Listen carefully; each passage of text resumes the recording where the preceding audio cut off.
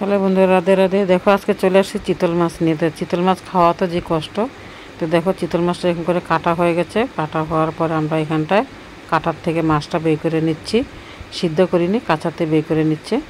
তারপরে দেখো এখানটায় বের করে সব রাখা হচ্ছে।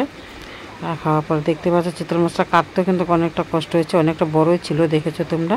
তারপরে আমরা এরকম করে মেখে নিচ্ছি, মেখে মেখে যা একটা দুইটা কাটা ছিল আমরা সব বের করে নিচ্ছি এরকম করে। বের করে দেওয়ার পরে দেখো এখানটা দেওয়া হচ্ছে একটা আলু সিদ্ধ করে, তারপরে দেওয়া হচ্ছে জল। জল আর আলুটা দিয়ে খুব ভালো করে মাখা হচ্ছে। তারপরে পরিমাণ মতন লবণ দেওয়া হয়ে গেল, নুনটা দিয়ে তারপরে দুজনে মিলে দেখো খুব কষলে মাখছি। তারপর দিচ্ছি এখানটায় মিঠা তেল, সরষের তেল দিয়ে মাখতে হয়, তো অন্য কিছু তেল থেকে তো টেস্ট হয় না। তো আমরা সরষের তেল দিয়ে ভালো করে মেখে নিয়েছি। তারপরে বসিয়ে দিয়েছি জল, জলের মধ্যে দেখো এরকমভাবে কলা বানিয়ে বানিয়ে দিয়ে দিচ্ছি আমরা। তো কলা বানিয়ে বানিয়ে দেওয়ার পরে এখানটা পুরোটা সিদ্ধ হয়ে যাচ্ছে।